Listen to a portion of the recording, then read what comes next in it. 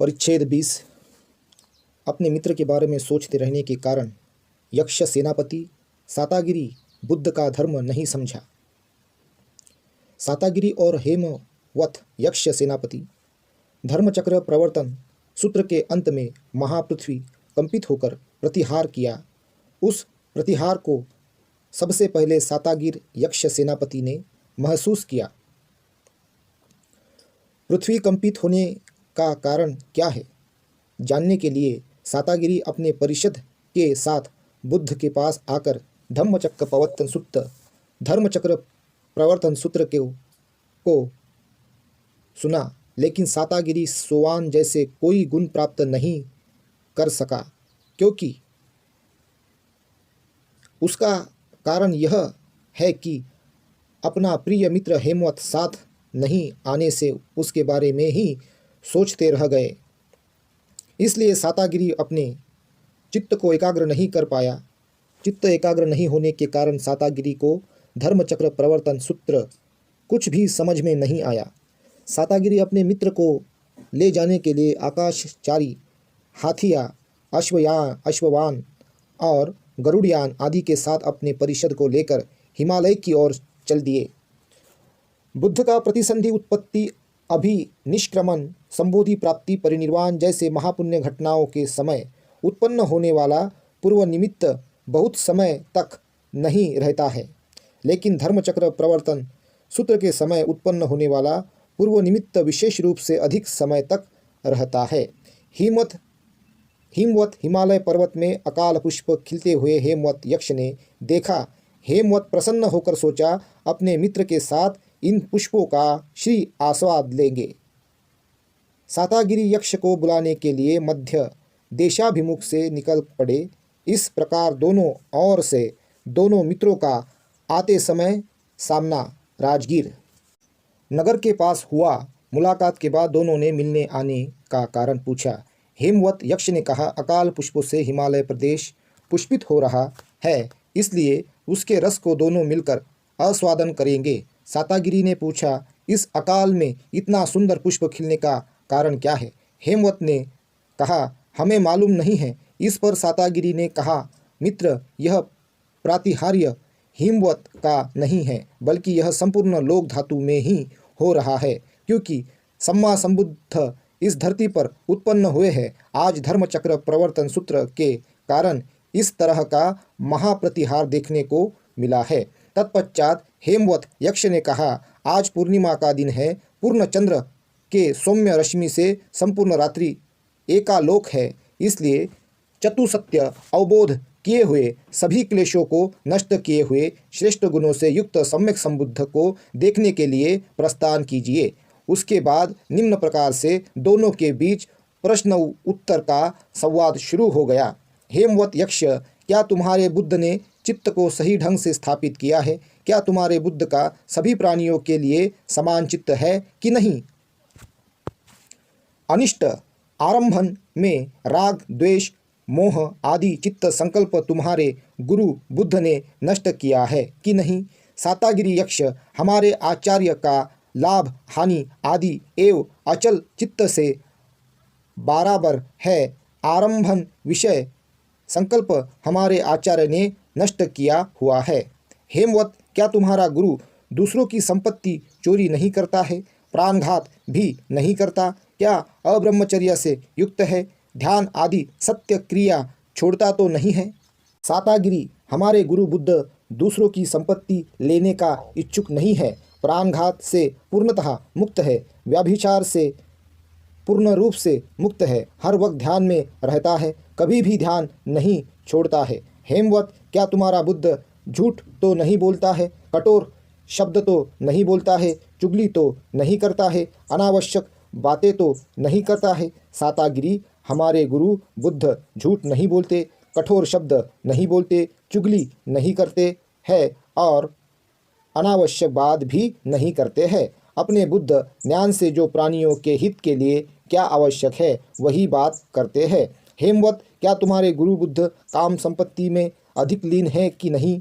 दूसरों लोगों को परेशान करने के लिए सोचते हुए चित्त कंपित तो नहीं होता है, मिथ्या दृष्टि के लिए उत्पत्ति से धोखे में तो नहीं है। सातागिरी हमारे गुरु बुद्ध पंचकाम संपत्ति में लीन नहीं है।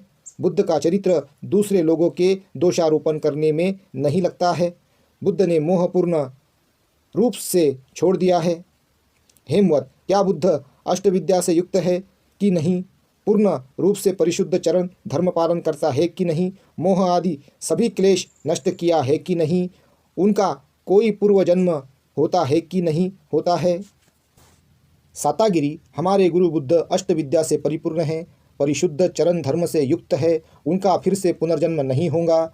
हेमवत, सम्यक संबुद्ध का चित्त संपूर्ण है, विद्याचरण धर्म से युक्त है। बुद्ध के गुण के कारण को जानने के बाद उसकी प्रशंसा करता हूँ। सातागिरी मेरे मित्र, सम्यक संबुद्ध का चित्त परिपूर्ण है, परिशुद्ध काय वाक मन कर्म से परिपूर्ण है। जो जानना है उस चीज़ को पूर्ण रूप से जान लिया है, जो जैसा है उसे वैसे ही समझ लिया है।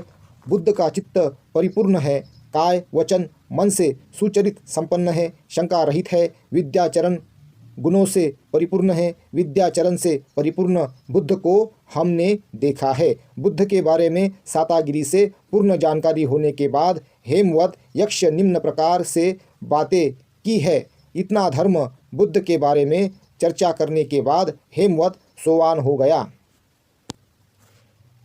हेमवत मित्र सातागिरी, आइए, मृग के पैर के समान कोमल पैर से युक्त, सुंदर शरीर से युक्त वीर, खाने पीने में लोभ नहीं करता, ऋषि मुनि गुण से युक्त, जंगल में ध्यान करने वाले उस सम्यक संबुद्ध को देखना जरूरी है। एक सिंह राजा जैसे एक चारी है, पाप नहीं करता है, काम के बारे में अपेक्षा नहीं करता है। उस बुद्ध के पास जाकर मार्ग से युक्त निर्वाण के बारे में हम लोग पूछेंगे।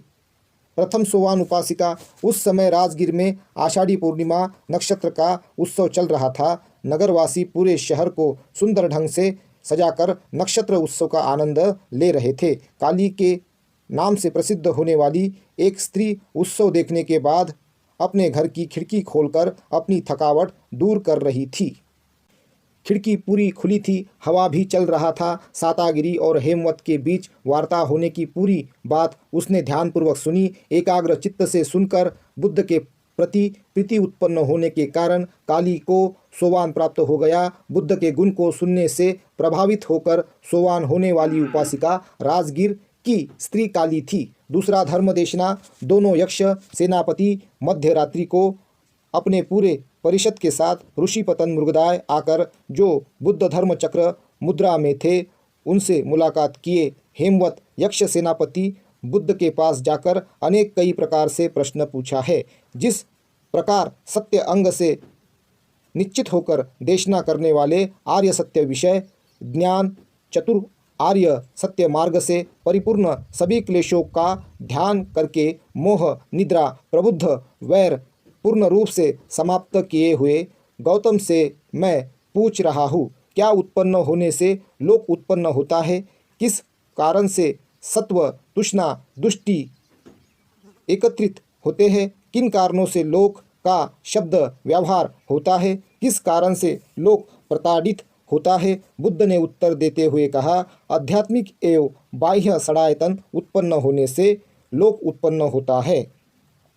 दो प्रकार के आयतन के कारण लोकवासी तृष्णा दुष्टि में संलग्न होता है। दो प्रकार की षडायतन के कारण लोक के नाम से व्यवहार होता है। षडायतन तब तक है जब तक लोक प्रताड़ित होता है। हेमवत पुनः प्रश्न करते हुए पूछता है, किस कारण को लेकर लोक प्रताड़ित होता है? तो इसका उत्पत्ति धर्म क्या है? लोक से निकलने का मार्ग क्या है? उत्पादनीय धर्म दुख से कैसे मुक्त होगा? इसका निवारण हमें बता दीजिए। बुद्ध ने बताया, संसार में मन सहित पंचकाम संपत्ति आलंबन है। यह आध्यात्मिक बाह्य रूप से विविध और षडायतन विषय है।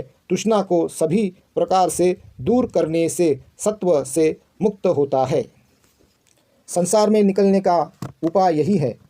1000 बार पूछने से भी मेरे द्वारा देशित लोक निर्वाण मार्ग यही है, क्योंकि इसी मार्ग से सत्व दुख से मुक्त होता है।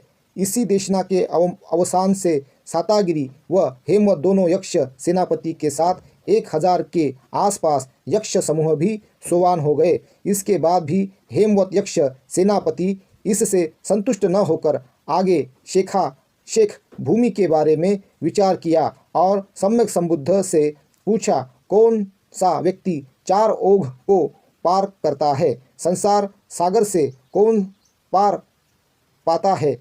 अंदर से कोई सहारा नहीं है, ऊपर से भी कुछ पकड़ने का जगह नहीं है, इस कारण संसार सागर में कौन डूब जाता है? बुद्ध ने बताया, सदाशील संपन्न, लोकोत्तर प्रज्ञा संपन्न, उपचार अर्पण समाधि से युक्त मार्गफल में सही ढंग से स्थापित हुआ हो, अपने पंच स्कंध विलक्षण के हिसाब से विचार विमर्श करना, सदा स्थिर चित्त से युक्त व्यक्ति 4 संसार सागर को पार करता है, काम संज्ञा से सभी प्रकार से दूर हो गया हो, सभी संयोजन देखा हुआ हो, तृष्णा और पुनर्भव शिक्षण किया हो, अरहत व्यक्ति संसार सागर में जन्म मरण च्युति प्रतिसंधि से मुक्त होता है।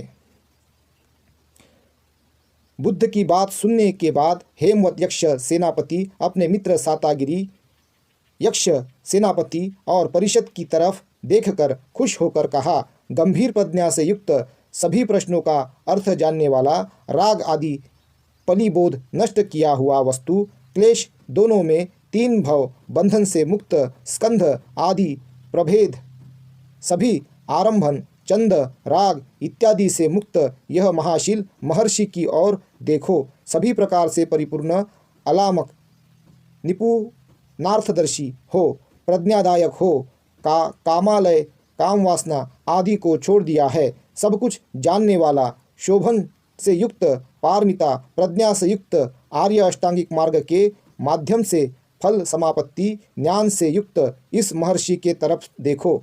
चतुरोध पार किया हुआ निराश सम्यक संबुद्ध देखने के कारण आज हम लोगों को एक शुभ दर्शन प्राप्त हुआ है। आज के दिन का उदय सुबह शुभ है, आज नींद से जगा हूँ यह भी शुभ है, और कर्म विपाक जय इंद्रियों से युक्त यशस्वी से परिपूर्ण 10 सहस्त्र यक्ष समूह सर्वज्ञ बुद्ध शरण गच्छामि, बुद्धं शरणं गच्छामि। संबुद्ध पद प्राप्ति आपका धर्म सुंदर मधुर प्रणीत धर्म को नमस्कार करते हुए धर्म के शरण में जाता हूँ, धम्म शरण गच्छामि। हेमवत यक्ष सेनापति बुद्ध को प्रणाम करके धन्यवाद देकर प्रदक्षिणा करने के बाद अपने मित्र सातागिरी सहित यक्ष परिषद के साथ अपने दिशा में चले गए।